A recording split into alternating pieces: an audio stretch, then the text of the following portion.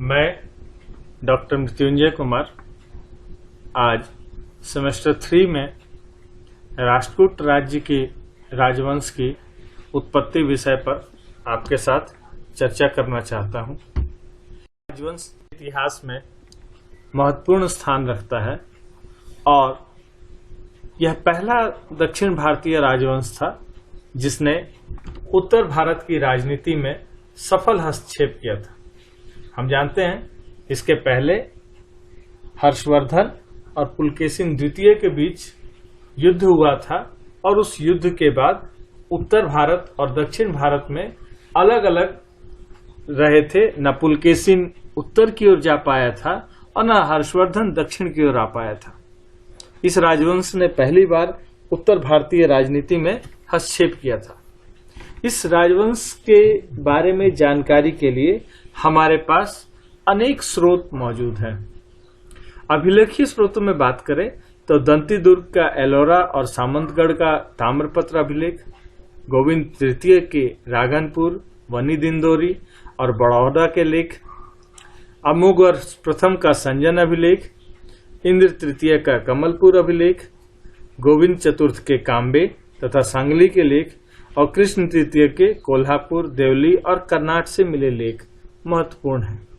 इसके अतिरिक्त अन्य कई अभिलेखों में भी इस राजवंश का उल्लेख मिलता है। साहित्यिक स्रोतों में बात करें तो सबसे महत्वपूर्ण साहित्यिक स्रोत जिनसेन का आदि पुराण है, महावीराचार्य का गणिसार संग्रहण और राष्ट्रकूट शासक अमोघवर्ष की रचना कविराज मार्ग है।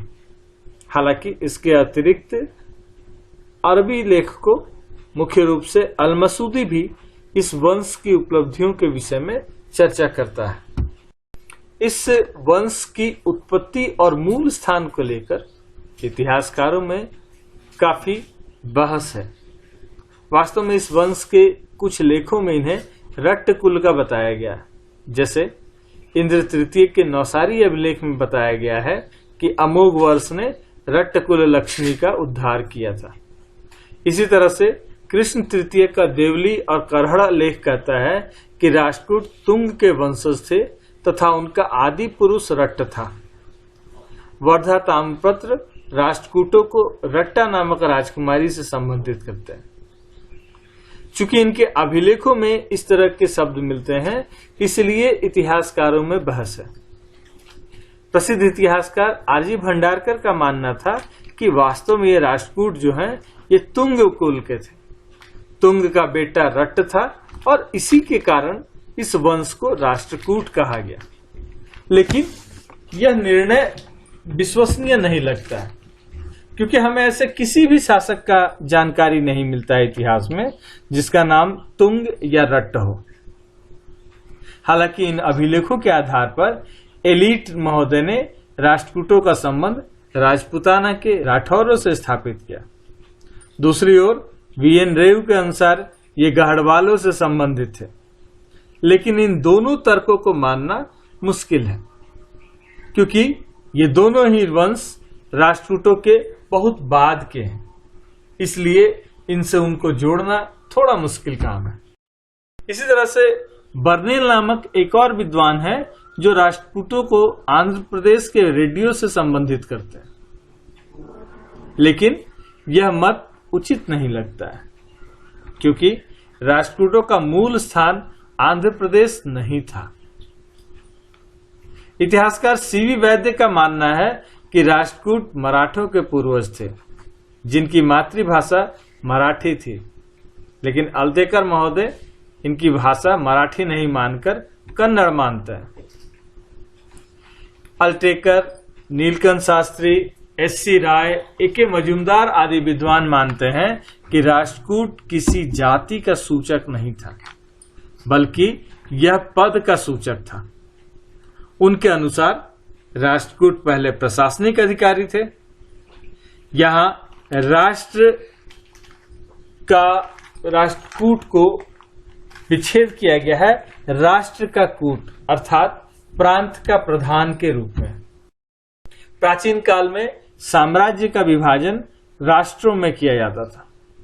जिस प्रकार ग्राम का अधिकारी ग्रामकूट कहलाता था, उसी प्रकार राष्ट्र का अधिकारी राष्ट्रकूट कहा जाता था।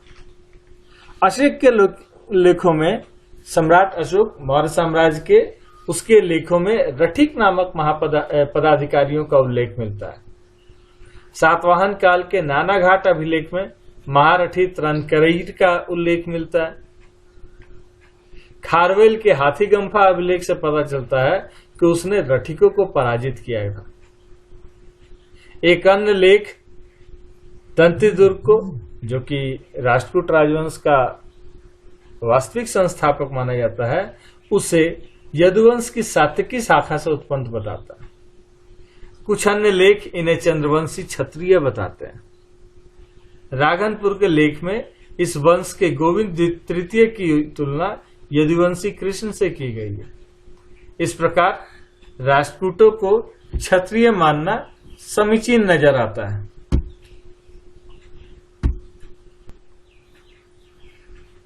वास्तव में बादामी के चालुक्यों को अपदस्थ करने वाले राष्ट्रकूट मूल रूप से महाराष्ट्र के उस्मानाबाद जिले में वर्तमान लातूर के लट्टलूर के निवासी थे। इस कारण लेखों में उन्हें लट्टलूर पूर्वाधीश्वर भी कहा गया है। यह स्थान पहले कर्नाटक में था। इस कुल के लोग चालुक्यों के जिला अधिकारी या राष्ट्रकूट थे। मातृभाषा इनकी कन्नड़ थी और इस वंश के कुछ पूर्वज बरार में जाकर बस गए, जहां 640 ईस्वी में उन्हें सामंत का पद प्राप्त हुआ था। हमारे पास इतिहास में राष्ट्रकूटों की अनेक शाखाओं का उल्लेख मिलता है। पहली शाखा 7वीं शताब्दी में उदंड वाटिका लेख में अभिमन्यु नामक एक राष्ट्रकूट सामंत का उल्लेख है, जो मानपुर का शासक था। ये महाराष्ट्र और मध्य प्रदेश के बैतूल मालवा के क्षेत्र में शासन करते थे। इस उदंड वाटिका लेख में उसके 3 पूर्वजों का भी नाम मिलता है। हालांकि इनकी उपलब्धियों के बारे में हम कुछ नहीं जानते। राष्ट्रकूटों की एक दूसरी शाखा एलिचपुर में निवास करती थी। एक तीसरी शाखा लाट प्रदेश दक्षिणी गुजरात में निवास करती थी। इसके भी नाम हमें अभिलेखों में इसके शासकों के नाम हमें अभिलेखों में मिलते हैं, लेकिन उन शासकों की उपलब्धियों के विषय में हम कुछ नहीं जानते।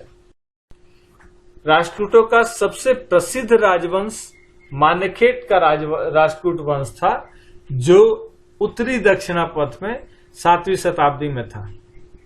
इसका पहला शासक जिसका हमें उल्लेख इतिहास में मिलता है वह दंतीवर्मा था, जो बादामी के चालुक्यों का सामंत था।